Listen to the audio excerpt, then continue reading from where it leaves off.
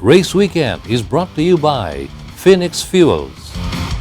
Make every trip come alive with Phoenix Fuels, now with Pulse technology. The 2018 Vios Cup got off to a really hot start, and it wasn't all about the weather. Yes, it was hot on the track and inside the Vios cars over the 2 days of racing. The racing was also hot, as in exciting and tightly contested, although for the most part surprisingly clean. Up next, highlights of the first 3 rounds of racing in the first leg of the 2018 Vios Cup Season 5 on Race Weekend.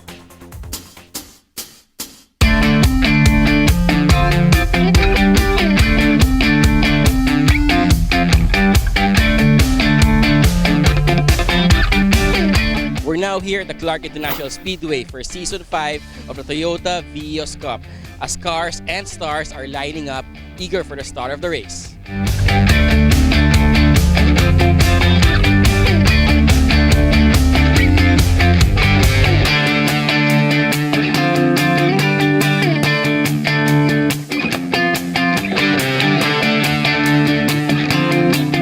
Now in its 5th year, the Toyota Vios Cup has sought to make the one-make series all the more exciting for participating teams and drivers and the fans who come to watch the series. I'm here with Mr. Carlo Ablaza, representing Toyota Motor Philippines. Hi, Sir Carlo. Hi, afternoon. Nice to have you in our show. Can you just give the viewers an idea of what's in store for them this 5th season of the Toyota Vios Cup? The Vios Cup is on its 5th year already. We try to make the races more exciting. We've changed the rules slightly for the super sporting class. We have the option to make them faster so that there's more exciting races. Of course, we've also invited new celebrities to join us so that we get more fan base for the Vios Cup. Just how well did the public embrace the moment a while ago when you introduced all the drivers on stage? They were really happy, they were excited, they saw new faces from the celebrities. Of course, there are some new drivers also. So there's a lot of excitement, lots of positive energy for the Vios Cup. You've mentioned that you made a number of changes to the rules.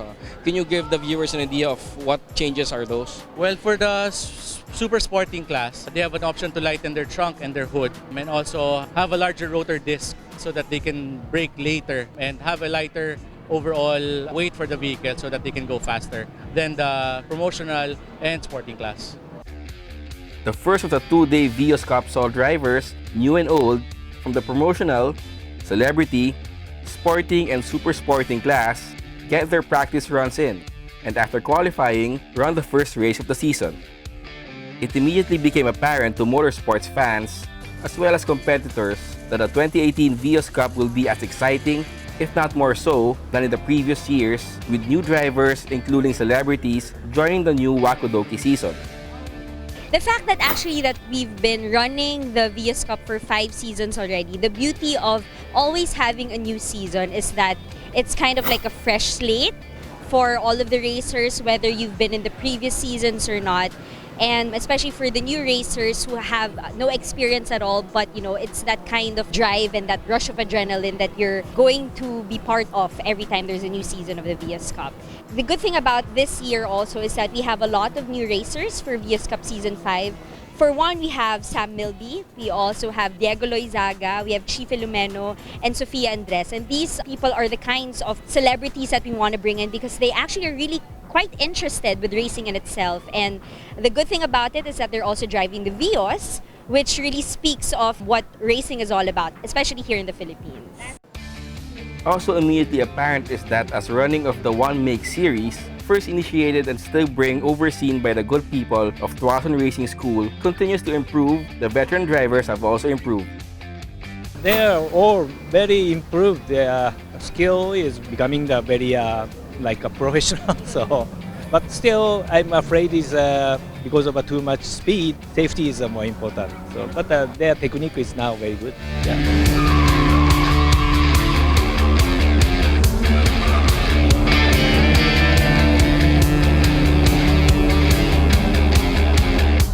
A total of 47 cars registered with celebrities, old and new drivers eager to compete and finish the race.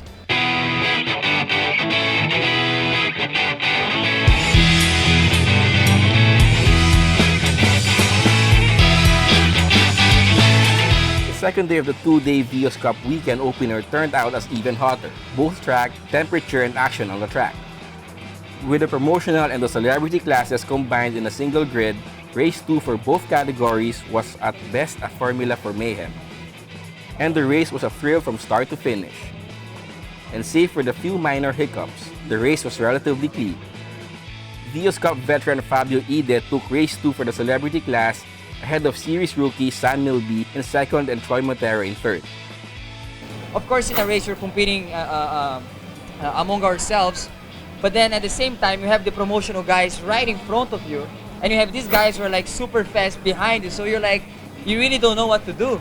But I was actually lucky this race. I had a really good launch. Was able to overtake Troy in the first corner. That was my concern, was this guy during the race, because he was right in front of me during the takeoff.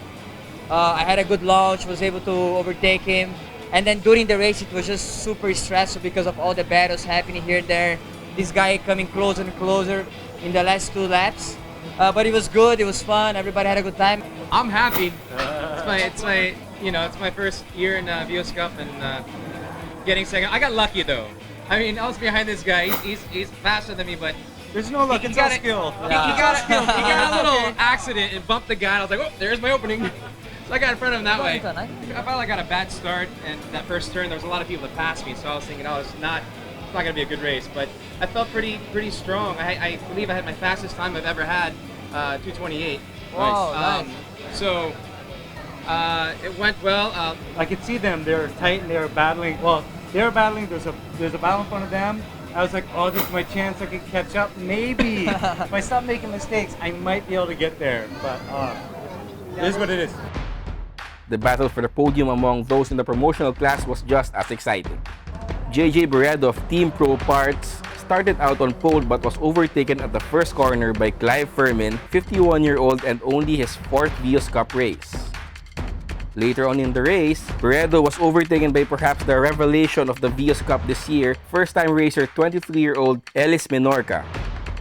At the end of the race, it was Furman winning the heat, Ellis in second and JJ in third. Yes, I'm 51 years old. And, when you're 51, when you're 40, your stamina, your strength is not the same as, I don't know how old are you? 23. 23. So that's the challenge. The heat gets to you. You have to be physically fit to be able to last 12 laps and intense. If you saw the last lap, it was really, really intense with this girl. She's really quick, but the racing I think was very, very, very clean. That's how it's done, with respect and dignity, Apart from it being hot, it's really intense. Like, we were close, especially with them, and it was really exciting. It's really fun, so everybody should try it. Race 2 in the sporting class saw drivers battling the heat as well as other cars. As the race went on and tires got used up on the hot track, grip began to be a problem. Mainit, sobrang madulas na on the 6th lap. So, madali lang umikot yung kotse pag di ka nakatutok sa driving. And of course, there was Victor, and in the last part, I already saw John. And all the bunch, the back of Red. So, medyo nervous din. But I was thinking si Victor was pacing himself already. Baka mainit na rin din yung gulong. So, I was also pacing myself na rin din, pero I saw to it that I had a very comfortable gap kasi ito medyo daredevil dito, alam ko na. As the lap goes, I was attempting to overtake Lord. But sabi ko, sayang naman yung podium, so I paced back na lang and maintained my composure. Then, that's it. Then, enjoy it. For me, medyo nabahan ako sa start. And maybe pag nagkamali ako, baka mag-spin out. Doon lang ako na hirapan kasi sobrang init. Tapos nag-overheat yung tires. Buti medyo lumamig after. Pero yun nga, si Sir Seno, napakabilis. I'm trying to catch up pero wala eh. Lumayo mas lalo, pati si Victor. Pero si Red Diwa, after 5 laps, biglang kumahabol. Grabe, magaling talaga. Drivers competing in the super sporting class were given the option of using lighter trunks and hoods and bigger rotor brake discs to make them go faster and brake later during turns. This may have made for a more heated racing, with some of the favorites getting knocked off their pace if not out of the race. Still, the heat made it more a race of survival. Who can best take care of their tires as a 12-lap sprint race wore on? Of course, it's a way to get ahead, to have to overtake. I guess everyone is getting tired kasi super init talaga. When I was following them, they were making mistakes. So that's the time I was able to get closer and closer. Pero after a while, I was also making mistakes. But buti na lang, I will have a little more strength, especially on the tires, I guess. But everyone else is slipping and sliding, and the heat is taking a toll on us. So luckily, we were able to overtake. Focus kailangan, pero mas okay matapos kaysa sa okay lang naman kahit na nabangga, pero basta matapos nasa place pa rin. Game plan namin, basta makatapos yung race buo. Yung buo pa rin sasakyan, transmission and engine. So, okay naman. Medyo sinuwerte pa. The goal for race 2 is just to finish clean race and without di mahimatay, sobrang init. So, yun lang, because there's another race in 2 hours. So, I think that's the most important thing. Finish it clean and safe. It was more of the same for the third race of respective classes. Racing trying to keep their cool, driving in the heat of both the track and the battle for places.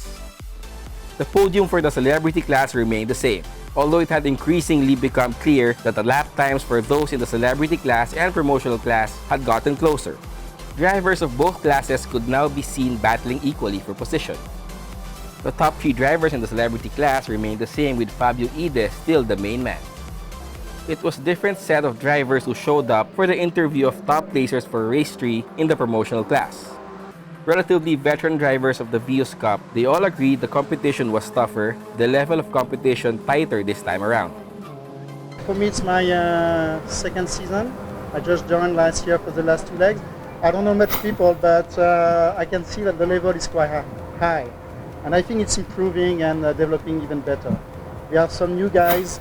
Especially there's a new girl in the team Obenga. She's pretty quick. And I think this is the first time on the track. Wow, impressive. Opo, maraming mga bago. So we have to try our best. Now we can compete with them, the younger people. So that's it. Small practice. These guys are the best. There were also new faces for the podium interview following the race 3 of the sporting class. And all agree that race 3 was all about guys keeping it clean despite the closely fought fight for the podium. I'm just glad I finished the race. I worked my way up from 10th and I'm happy. It wasn't easy, but I'm happy to be with these guys. Sa akin kasi respeto sa kapwa mo drivers. That's true. Parang kung alam mo mabilis siya, alam mo sa bagal ka, bigay mo na kasi magbabangga na kayo kung hindi mo siya na-respect mo. Yun sa akin. Like Jel said, respect with the other drivers. That's the key word. Finish the race clean. Yeah, but at the end of the day, this is racing. So, but I'm really glad that these 4, we managed to do it without not even a single touch, right? Yes. So, we're proud of that. Maybe it's because of the new rules that reverses the grid based on the results of the previous race. There were also new faces on the podium interview following race 3 of the super sporting class. The first race we had to try, we came from the back because we finished last yesterday. We got disqualified due to technical reasons. So we started last. We just wanted to prepare for the third race, and I got taken out. So for this third race, I just relaxed, nothing to lose, have fun. Of course, reach the podium, but it was good. We got third. Well, I think it was better kasi I finished a better place. Pero mas mainit ngayon, so kinda mas mahirap. Pero at least maintain lang naman. At as Stefano said, relax lang kami mag-drive para at least walang errors, less mistakes. So far, car was running okay naman. Medyo this last 7 laps itong last seat, medyo may tumutunog na sa second gear. So medyo kinakabahan, ingat-ingat ng konti. I try to be consistent to pull away with from these guys kasi bibilis na itong mga to eh. If I make a lot of errors, wala. They'll eat me up. So luckily we're able to get ahead. Sa akin mas challenging itong hapon ako kasi biglang mas marami yung errors na yun. So, talagang pinupush, nakamali. This early, Toyota Motor Philippines is inviting people to watch the next leg of the 2018 Vios Cup. Next leg, we will have a city race in Alabang, so everybody can easily approach to our racing. So please come and enjoy and getting the excitement.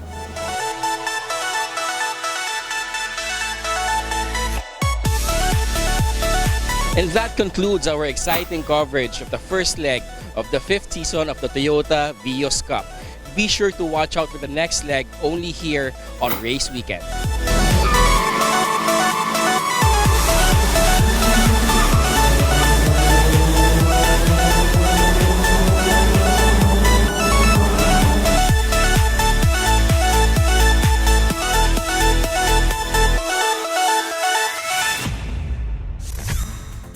After that hot start, the competitors are eagerly awaiting the next leg, a street race at the Philinvest in Alabang.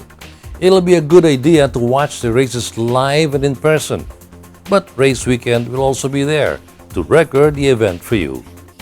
This week's feature on Race Weekend has been brought to you by Phoenix Fuels. Make every trip come alive with Phoenix Fuels, now with Pulse technology. These are the Fuel Masters. Every time they're on the court, it's high performance. Every time I'm on the road, I can also expect high performance from Phoenix Fuels.